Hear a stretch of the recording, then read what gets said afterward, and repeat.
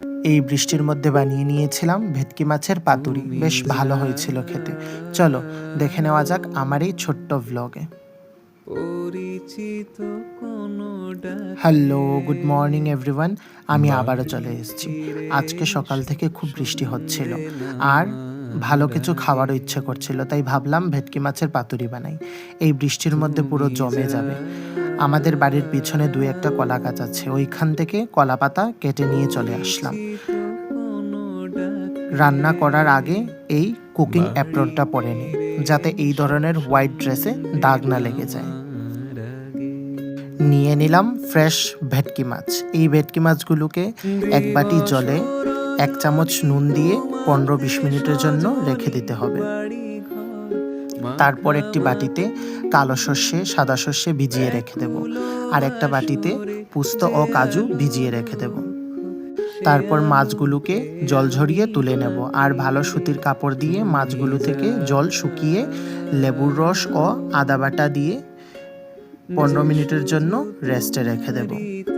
তারপর ভিজিয়ে রাখা শস্য ও কাজু পোস্তগুলোকে শিলনোড়ায় বেটে নেব। শিলনোড়ায় বাটা মশলার তরকারি খেতে আলাদাই স্বাদ, তাই না? তোমাদের কার কার শিলনোড়ার মশলা বাটা তরকারি খেতে ভালো লাগে?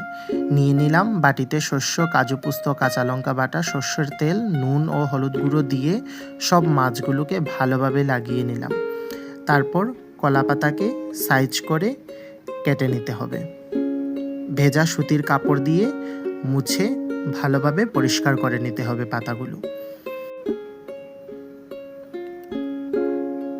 তারপর একটা প্যান গরম করে কলা পাতাগুলো সেঁকে নিতে হবে, যাতে পাতাগুলো নরম হয়ে যায়।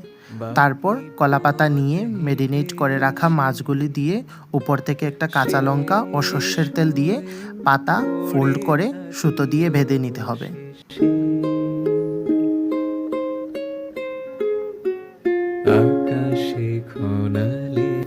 সেই সবগুলোকে একইভাবে রেডি করে নিতে হবে।